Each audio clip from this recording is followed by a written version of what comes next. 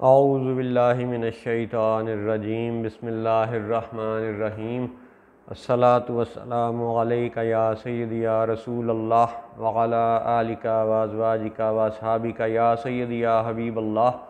अल्हम्दुलिल्लाह, लाहौर शहर से ये 38वां प्रोग्राम है इस उन्वान पर कि अल मसीह ईसा बिन मरियम अलैहिस्सलाम और 9/11। आज बरोज़ इतवार 3 रबीउल अव्वल शरीफ 1443 हिजरी और 10 अक्टूबर 2021 ईस्वी है। याद रहे कि ये चूँकि दज्जाल और इससे मुतल्लिक़ा मौजू पे बातें हो रही हैं, और ये भी याद रहे कि अभी चंद दिन पहले सितंबर के आखिरी हफ्ते में ये अक़वाम मुत्तहिदा की जनरल असम्बली का 76वां सालाना इजलास हो गुज़रा। उसमें बहुत से मुल्कों के नुमाइंदों ने तकरीरें की। तो आज हम दज्जाल और इस मौजू की निस्बत से इसराइली वज़ीर आज़म नफ्ताली बेनेट के बयान को थोड़ा सा देखते हैं और कोशिश करते हैं कि एक मुसलमान की नज़र से वो तबसरा पेश किया जाए कि जो कम अज़ कम हमारे मुसलमान मुल्कों के हुक्मरानों को मालूम होना चाहिए, सिफारतकारों को, वज़रा को, असम्बली मेंबरान को, सेनेट वालों को मालूम होना चाहिए। और अगर चलो वो नहीं सुनते तो अवामुन नास तो अपना ईमान बचाने के लिए इन बातों को जान लें। और उम्मीद है कि ये तबसरा अल्लाह के फ़ज़ल से आप सब मुसलमानों के लिए फ़ायदामंद साबित होगा। तो आजकल चूँकि इंटरनेट का दौर है, अभी भी आप चंद दिन गुज़रने के बावजूद यूट्यूब पे या इंटरनेट पे किसी भी सर्च इंजन से आप नफ्ताली बेनेट के इंटरव्यू को देख सकते हैं, जो उसने 76वीं यानी यूनाइटेड नेशंस जनरल असम्बली के डिबेट सेशन में जो तकरीर की है। तो अब उस तकरीर का जो इब्तदाई हिस्सा है, ठीक है, उसमें वो नफ्ताली बेनेट अपने आप को यानी इसराइल को एक लाइट हाउस से तशबीह देता है। ठीक है, Israel is a lighthouse in a stormed sea, कि एक ऐसा समुंदर जिसमें तूफ़ान आया हुआ है, बिखरा हुआ समुंदर है, और उसमें जो लाइट हाउस है वो इसराइल है। ठीक है जनाब, आप ये हक़ रखते हैं कि अपने आप को अच्छा करार दें। हम अगली बात करते हैं। फिर नफ्ताली बेनेट ने कहा कि वो लोग जो है ना वो घिरे हुए हैं इस रूए ज़मीन पर, जो सख्त तरीन हमसाए हैं वो इसराइल के हैं। उसने ये कहा कि Israel is eager to contribute to the world despite being in the toughest neighborhood on earth, कि जी सबसे जो टफ़ और मुश्किल हमसाए हैं इस रूए ज़मीन पर वो इसराइल के हैं। ठीक है, अब ये तो उसने बता दिया कि सख्त हमसाए हैं, लेकिन वजह उसने नहीं बताई कि अगर वो सख्त हुए हैं आपके लिए तो क्यों हुए हैं। वो ये वजह हम लोग इंशाल्लाह अगले प्रोग्राम के हिस्सों में बात करेंगे। फिर जो अहम तरीन उसका हिस्सा था वो इब्तदाई बयानिए में था। उसने ये कहा कि we are an ancient nation, यानी हम एक पुरानी कौम हैं। Returned to our ancient homeland, हम अपने पुराने आबाई वतन में लौट आए हैं। फिर उसने कहा रिवाइव्ड आवर एंशियंट लैंग्वेज, हमने अपनी असल पुरानी ज़ुबान को बहाल रखा हुआ है। ठीक है जी। फिर उसने कहा रिस्टोर्ड आवर एंशियंट सॉवरेनिटी, कि हमने अपनी पुरानी खुद मुख्तारी को बहाल कर दिया है। ठीक है। और फिर उसने कहा Israel is a miracle of Jewish revival. तो अभी फ़िलहाल इन इब्तदाई चंद जुमलों पे ही पहले तबसरा करते हैं, बाकी बातें इंशाल्लाह अगले प्रोग्राम में करेंगे। तो अब आप ये देखें कि उनका जो ये दावा है कि वो अपनी पुरानी ज़मीन पर, अपने पुराने होम लैंड पर रिटर्न्ड, लौट आए हैं। Revived our ancient language, restored our ancient sovereignty, कि हमने अपनी पुरानी खुद मुख्तारी को बहाल कर दिया है। और एक तरफ उनका ये भी दावा है कि वो लाइट हाउस हैं, और एक तरफ उनका ये भी दावा है कि वो तालमूद और तौरा और इब्राहीम और मूसा अलैहिस्सलाम उन सबको मानने वाले हैं। ठीक है जी। तो अब इसी तकरीर में नफ्ताली बेनेट साहब ने तालमूद के हवाले से एक जुमला पढ़ा अपनी ज़ुबान में और फिर उसकी इंग्लिश ट्रांसलेशन भी बताई कि जिस किसी ने एक जान को बचाया तो गोया कि उसने पूरी बनी नौ इंसान को या पूरी दुनिया को बचा लिया। बिल्कुल ये बात ठीक मालूम होती है, क्योंकि यही बात कुरान पाक में भी लिखी हुई है कि जिसने, और हदीस से भी हमें मालूम होता है कि जिसने एक जान को बचाया उसने तमाम बनी नौ इंसान को बचाया, यानी इतना बड़ा अजर है, सवाब है। लेकिन अर्ज़ ये है कि तालमूद और कुरान का वो हिस्सा नफ्ताली बेनेट साहब जिक्र नहीं कर रहे जिसमें यह बताया गया है कि जिसने एक बेगुनाह को कत्ल किया गोया उसने सारी बनी नौ इंसान को कत्ल किया, गोया कि उसने सारी दुनिया को कत्ल किया। यानी एक बेगुनाह जान को मार देना इतना बड़ा जुर्म है। इल्हामी किताबों से हमें मालूम होता है कि जैसे एक इंसान को मारना तमाम बनी नौ इंसान को मारने के मुतरादिफ है। अच्छा, अब आपने ये कहा कि आपके इर्द गिर्द जो हमसाए हैं वो टफेस्ट हैं, सख्त तरीन हैं, या दूसरे लफ्ज़ों में बदतरीन हैं। ठीक है, तो आपने कहा we are eager to contribute to the world despite being in the toughest neighbourhood on earth. तो ये जो आपके इर्द गिर्द हमसाए टफेस्ट हैं वो क्यों हैं? वो इसलिए हैं कि आपका दावा तो तालमूद और तौरात और इब्राहीम अलैहिस्सलाम और मूसा अलैहिस्सलाम के हवाले से है, लेकिन अमली किरदार आपका उसके बिल्कुल मुखालिफ है। और उसका एक सबूत, आपके तज़ाद का एक सबूत ये है कि वही बातें जो पिछली इल्हामी किताबों में थीं, वही सच्ची बातें कुरान पाक में भी मौजूद हैं। तो सब यहूदी, सब ईसाई, सब मुसलमान ये मानते हैं कि वो फ़िरौन जो मिस्र में हाकिम था और वो जो किब्ती कबीले उसके हमनवा थे, वो सारे मिलकर कौम बनी इसराइल पर जुल्म करते थे। उन्होंने बनी इसराइल को ग़ुलाम बना रखा था। जबर, जुल्म, सितम, तरह तरह के टैक्स, सख्त मुशक्क़त, मजदूरी यानी कम अदा करना वगैरह वगैरह, ये बड़े जुल्म थे जो फ़िरऔन और किब्तियों की तरफ से बनी इसराइल पर रवा रखे गए थे। और फिर अल्लाह ताला के हुक्म से, अल्लाह ताला के फ़ज़ल व करम से हज़रत मूसा अलैहिस्सलाम और हज़रत हारून अलैहिस्सलाम उस इलाके में मबूस हुए।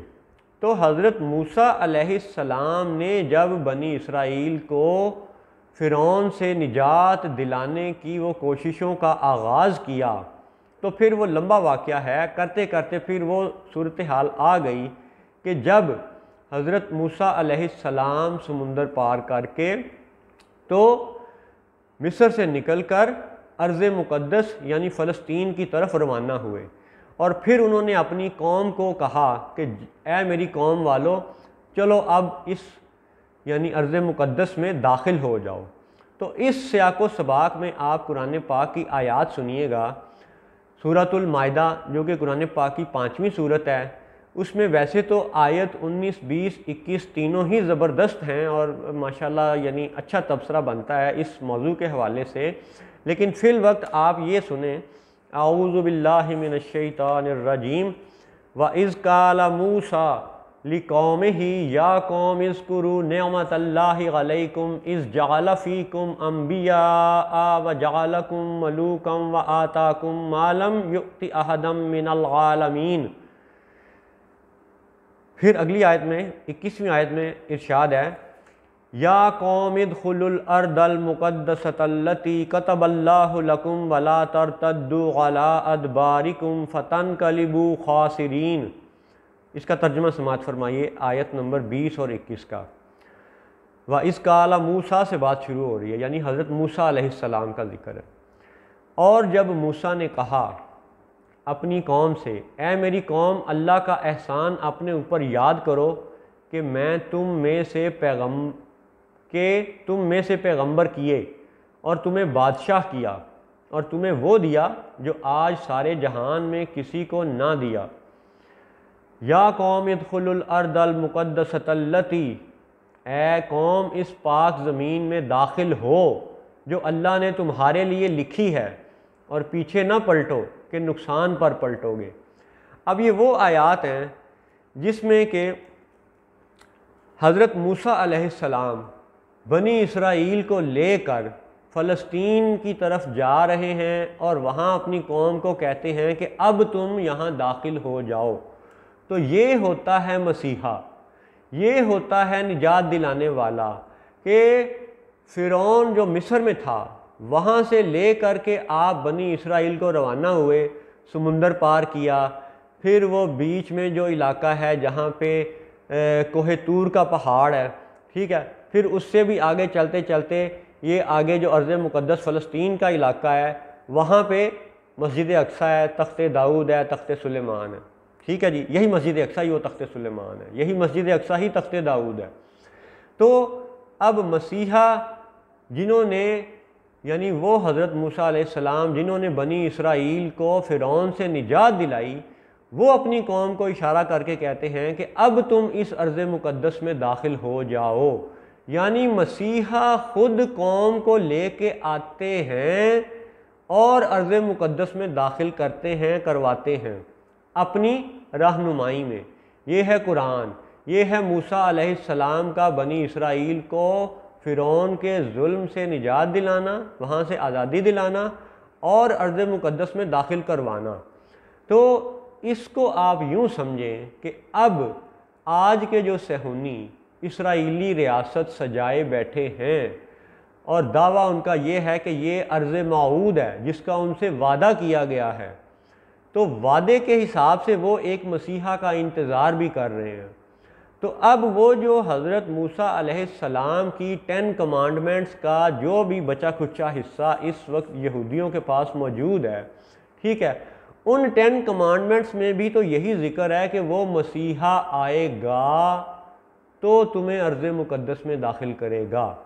तो अब नफ्ताली बेनेट साहब, आप एक तो ये कहते हैं कि जंग छोड़ें, डिबेट करें, बातचीत करें, तो हमारी तरफ से बातचीत का पहलू आपके और आपकी काबीना वालों के और हम सब मुसलमान हुक्मरानों और सफ़ीरों की गोशगुजार ये है कि आप बतौर सहूनी जो इसराइली रियासत को सजाए और बनाए बैठे हैं, आप कुरान के तो मुनकिर हैं, वो तो हैं, लेकिन आप दरअसल अपनी तालमूद और तौरात और मूसा अलैहिस्सलाम के 10 कमांडमेंट्स की भी खुली और सरीह खिलाफ वर्जी कर रहे हैं। वो इस तरह कि आपकी किताबों में तो ये वादा दिया गया था, आपके यहूदी भी ये मानते हैं कि मसीहा आएगा और वो आपको अर्ज़ मुक़द्दस में दाखिल करेगा या करवाएगा। तो तज़ाद और उलट बात ये है कि मसीहा तो अभी आया कोई नहीं और आपने अर्ज़ मुक़द्दस पे पहले से कब्ज़ा कर लिया है। आपका ये दावा है कि return to our ancient homeland, आप पहले ही रिटर्न हो चुके हैं, तो मसीहा तो अभी आया कोई नहीं, तो ये आपका तज़ाद है। फिर आपने कहा रेस्टोर्ड ओवर एंशिएंट सॉवरेनिटी, आपने अपनी साबका खुद मुख्तारी को बहाल कर दिया है और मसीहा तो अभी आया ही कोई नहीं, ठीक है।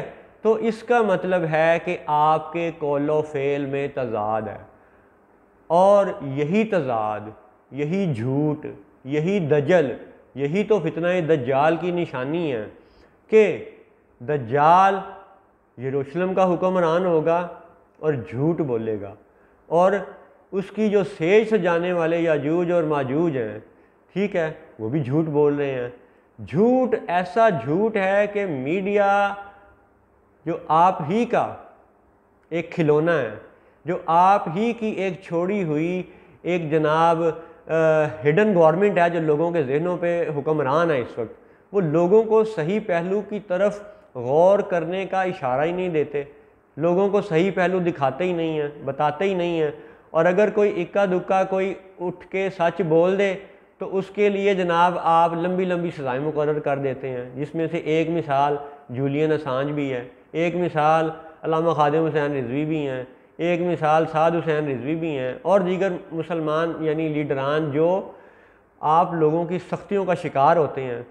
एक तरफ आप कहते हैं कि जी आप जमहूरियत पसंद हैं, आप डिबेट और बातचीत को पसंद करते हैं, तो फिर बातचीत का अगर आपकी पसंदीदगी का मामला है तो इस हकीर की तरफ से गुजारिश है कि आप अपने तज़ाद पे ख़ुद गौर करें कि मसीहा जिसका आप इंतज़ार कर रहे हैं वो तो अभी आया कोई नहीं, और आपने अर्ज़ मुक़द्दस में पहले से ही उसकी सेज सजा ली है, पहले से ही उसके लिए ज़मीन आप सजा के बना के बैठे हुए हैं।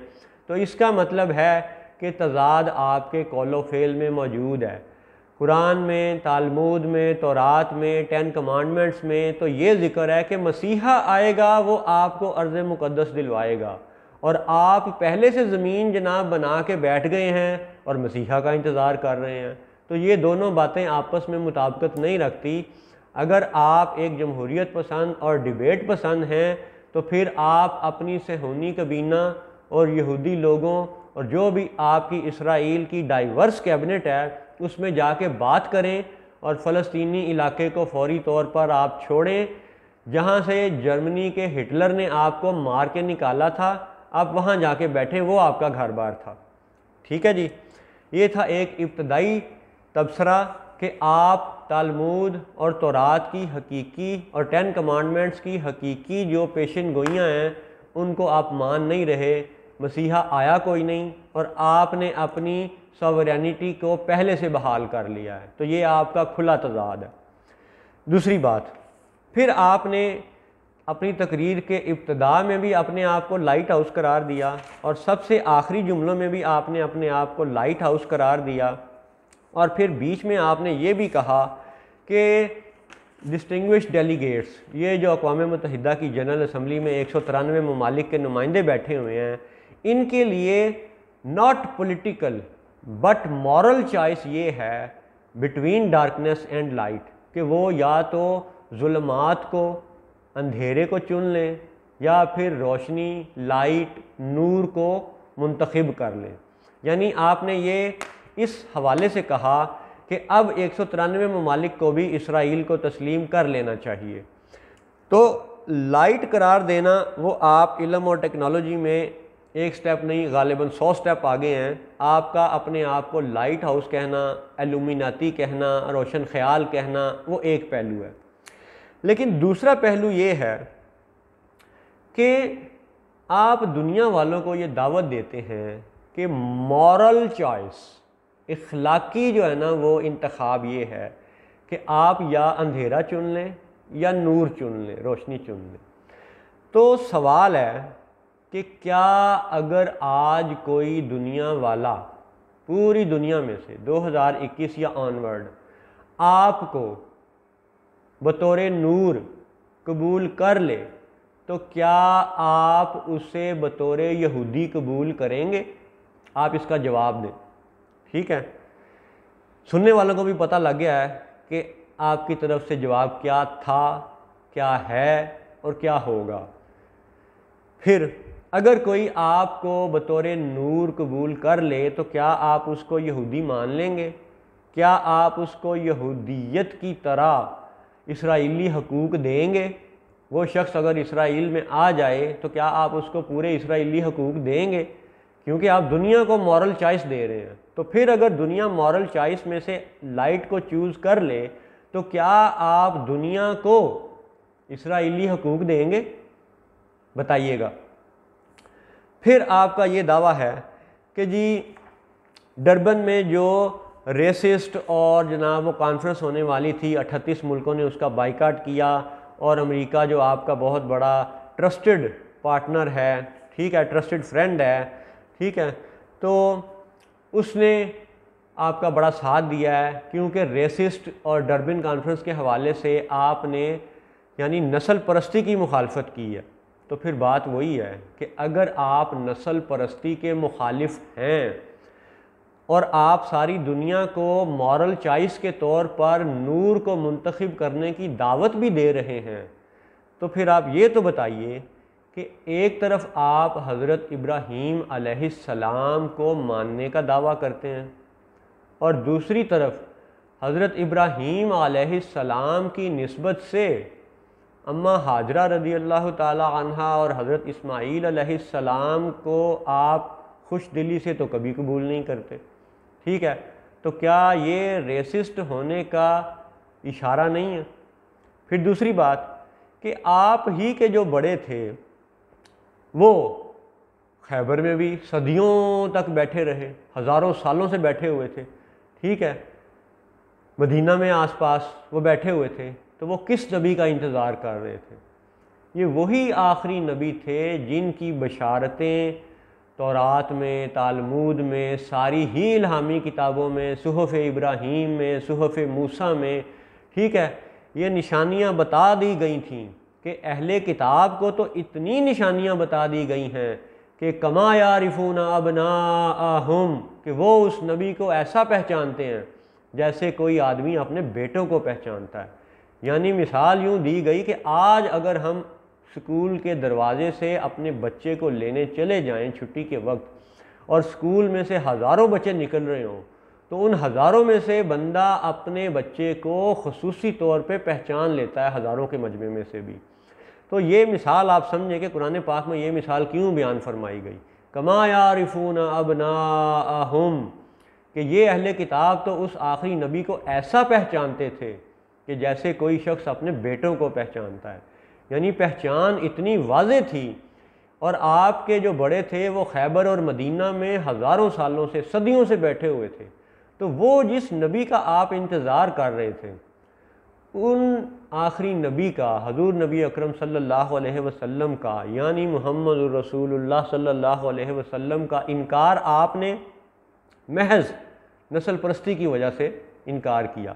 रेसिस्ट आप खुद हुए कि आपने आखिरी नबी का इनकार महज इसलिए कर दिया कि वो इसहाक अलैहिस्सलाम की नस्ल से पैदा नहीं हुए बल्कि इस्माईल अलैहिस्सलाम की नस्ल से पैदा हुए हैं, लिहाजा आप खुद रेसिस्ट हैं।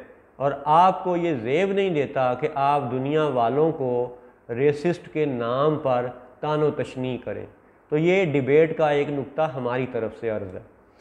फिर दूसरी बात, आपने ये कहा कि you have restored your ancient sovereignty, तो आपने ये भी कहा return to our ancient homeland.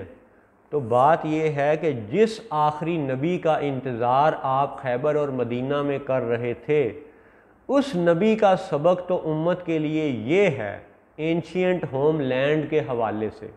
याद रहे, एंशियंट होमलैंड के हवाले से ये बात यहूदियों के लिए भी काबिल गौर है, शीयों के लिए भी काबिल गौर है, और हम सब के लिए भी काबिल गौर है कि हजूर नबी अकरम सल्लल्लाहु अलैहि वसल्लम पैदा हुए मक्का शरीफ में, खाना काबा के बहुत करीब। फिर वक्त के साथ साथ मदीना शरीफ चले गए, और फिर मदीना हिजरत के बाद 8 साल बाद फिर दोबारा मक्का फ़तह किया, और उम्मत को सबक ये दिया कि मक्का फ़तह करने के बावजूद मक्का को अपना दारुल हुकूमत नहीं बनाया, हालांकि वो एंशियंट होमलैंड था हजूर नबी अकरम सल्लल्लाहु अलैहि वसल्लम का। तो मेरे दोस्तों, मेरे बच्चों, सुनो और समझो, और यहूदी और सेहूनी समझें या ना समझें, हमारे समझने के लिए ये अहम है कि हजूर सल्लल्लाहु अलैहि वसल्लम ने मक्का फ़तह करके भी मक्का को अपना मरकज़ नहीं बनाया।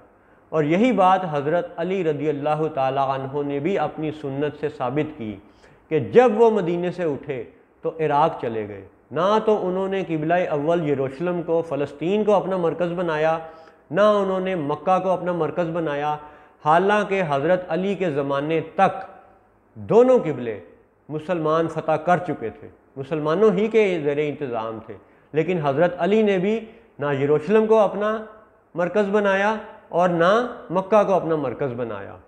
तो एंशियंट होमलैंड के मामले में हमारे नबी का तसव्वुर और सबक और सुन्नत ये है कि ज़मीन अहम नहीं है, दीन अहम है, अंबिया व सालेहीन की ज़ात वो अहम है। और क्योंकि अंबिया व सालेहीन की ज़ातें ही अहम हैं, इसीलिए हमें मालूम है, हमारे नबी ने हमें गैब की ख़बरें बताई हुई हैं कि दज्जाल मदीने पे हमला आवर होगा, सालेहीन व अंबिया पे हमला आवर होगा, रोज़ा अनवर पे हमला आवर होगा, अबू बकर व उमर व हजूर नबी अकरम पर हमला आवर होगा रदियल्लाहु ताला अन्हुम व सल्लल्लाहु अलैहि वसल्लम।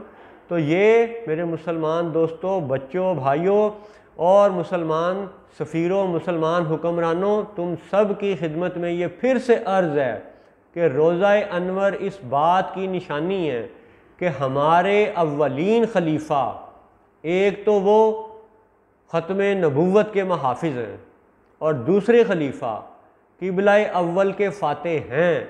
तो ये हमारे अव्वलीन खुलफा की सुन्नतें हैं। और आज 2021 ईस्वी और 1443 हिजरी के मुसलमान हुक्मरानों को भी ये सुन्नतें याद रखनी चाहिए और अमल करना तो दूर की बात है, अपने ईमान को चलो किसी तरह तो ज़ाहिर करो कि ख़त्म नबूवत के हवाले से ही अपनी हुक्मरानी में ये जो किताबों में अदल बदल हो रहा है उसको रोक दो, ठीक है। ख़त्म नबूवत पे जो हमले हो रहे हैं उसको रोक दो और क़िबला अव्वल की फ़तह की कोशिश तो करो हज़रत उमर फ़ारूक की तरह, ठीक है। और याद रहे कि ये सारा तबसरा नफ्ताली बेनेट के बयान से ताल्लुक़ रखता है। 76वां इजलास यूनाइटेड नेशंस की जनरल असम्बली, और ख़ुलासा ये है कि अगर सहूनी इसराइली रियासत सजा के बैठे हुए हैं तो तज़ाद उनका ये है कि उनका मसीहा तो आया ही नहीं, मसीहा आता उनको लेकर अर्ज़ मुक़द्दस में दाखिल करवाता तो ये बात पूरी होती। वो बात तो पूरी नहीं हुई, इन्होंने ख़ुद से अर्ज़ मुक़द्दस को अपने तौर पे कब्ज़ा कर लिया और मसीहा का भी इंतज़ार कर रहे हैं। तो ये है उन दज्जालियों का दजल जो मसीहुद दज्जाल की सेज सजाए बैठे हैं। और ये है डिबेट का इस प्रोग्राम का आखिरी नुक्ता। उम्मीद है मुसलमानों को और सब सुनने वालों को और शायद नफ्ताली बेनेट साहब को भी समझ आ जाए। अल्लाह हाफिज़। और इंशाअल्लाह अल्लाह के फ़ज़ल से नफ्ताली बेनेट के बयान के अगले हिस्सों पर, बाकी हिस्सों पर तबसरे के लिए अगले प्रोग्राम में मिलेंगे। दुआ करते हैं कि अल्लाह ताला हमें दज्जाली फितनों से बचाए, अपनी पनाह में रखे।